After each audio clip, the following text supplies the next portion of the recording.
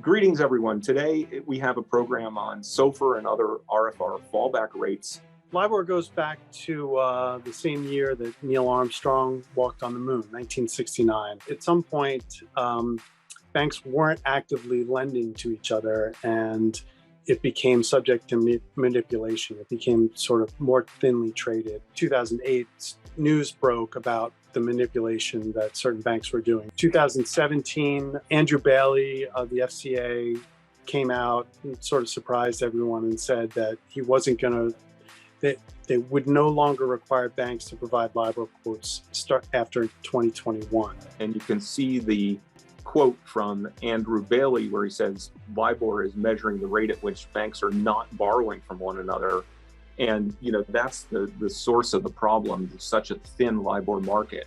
And so after the announcement in 2017 that LIBOR was going away and wouldn't be available after 2021, the market participants basically looked at each other and said, wow, that seems like a complete nightmare. I wonder how we're going to deal with that, ? And then just went back about their business, continuing to originate lots and lots of deals based on LIBOR, because that's what they had historically done, and that's what the borrowers were used to receiving, and that's what they needed to do in order to continue to compete in the market. And so without a push by the ICE and the regulators to basically prohibiting people from continuing to do LIBOR-based deals, we would not have seen a transition at all.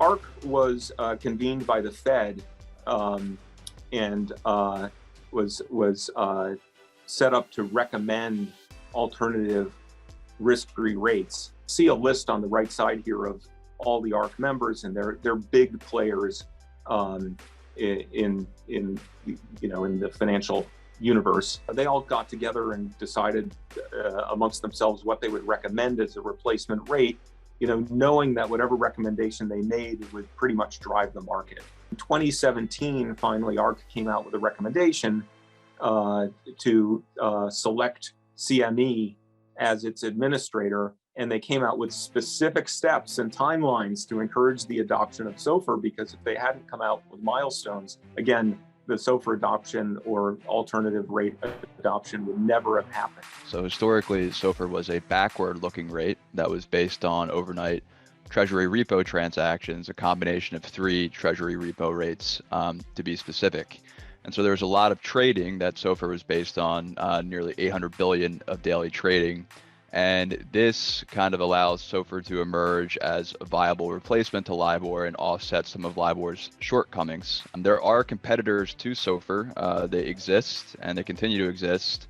Some of these competitors have failed to gain momentum, some of which due in part to similarities to LIBOR, like a thin amount of trading and not as deep as people would like. The biggest development here in terms of SOFR is the emergence of term SOFR, which was published for the major tenors by CME Group and endorsed formally by ARRC in July 2021. And that was important because, LIBOR loan documents are set up for term loans, forward-looking, setting the rates on a forward-looking basis. So without term SOFR, which does the same thing, the loan documents would need heavy surgery to be adjusted to deal with daily simple SOFR, which is a backward-looking rate. One of the problems, just to illustrate this, with a backward-looking rate is that you don't know the amount of interest that you're paying at the end of any particular interest period until the interest period ends, and you can then look back over the interest period and calculate the amount of interest.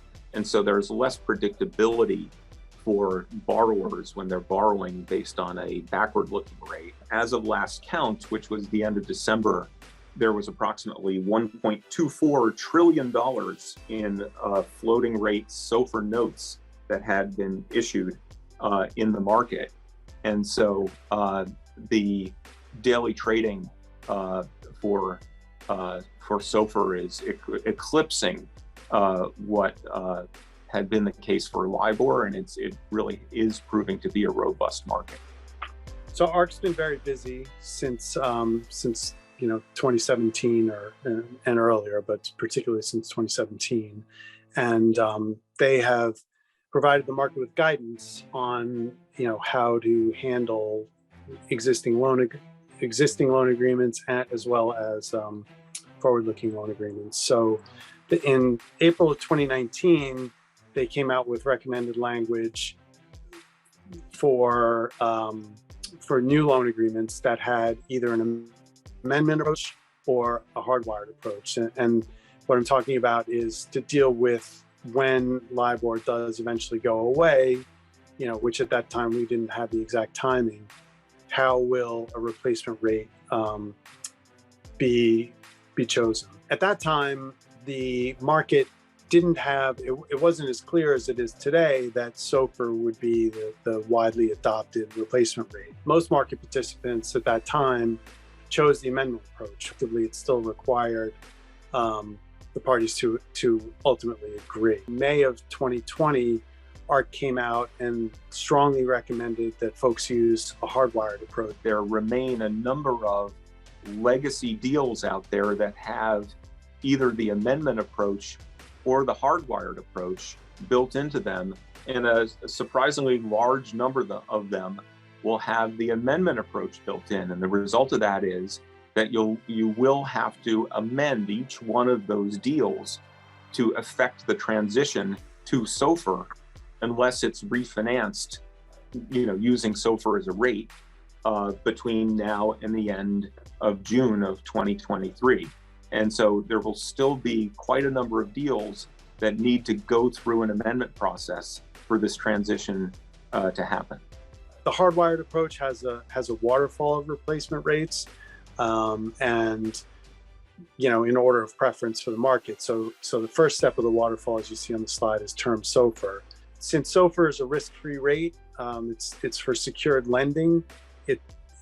The spread is naturally narrower than what LIBOR has historically been and is today for the ones that survive, because LIBOR, it's supposed to be based on the rate that you would loan to another bank and taking into account credit risk. At some point, ARRC provided this guidance that you see in front of you, and it was a bunch of spread adjustments to SOFR published by Bloomberg. However, the market doesn't necessarily agree with these rates.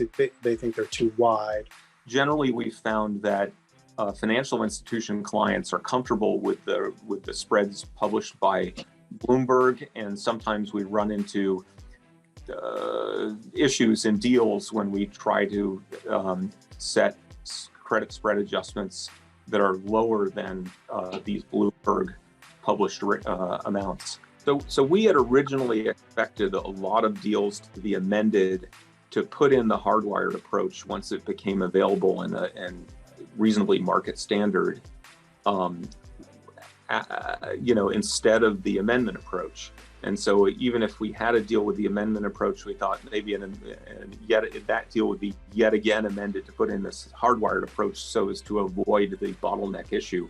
In fact, we've not really been seeing many deals being amended to put in the hardwired approach, and instead it seems as if market participants are waiting to either refinance deals completely or until June 30, 2023 comes a little closer before actually implementing an amendment to go directly to term SOFR. There are some benefits to BSBY in that it seems to act a lot more like LIBOR than SOFR does, and if you compare the two. And so certainly a market participant may find BSBY more comfortable and predictable for that reason. You'll see other banks, especially regional banks, preferring some other rates. One of these rates, for example, is a Maribor.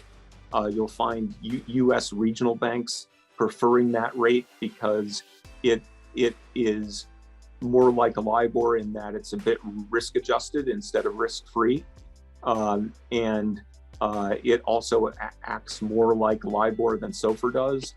And the regional banks would like to not really get into a conversation with every borrower about what are their cost of funds and how do you account for that if you're pricing off of a risk-free rate. And the hope is that by the time June 30, 2023 comes around, it'll be sort of a, Y2K situation where it's a lot of hype, but it's all basically been dealt with by that date. Thank you all for joining us this afternoon. We appreciate it.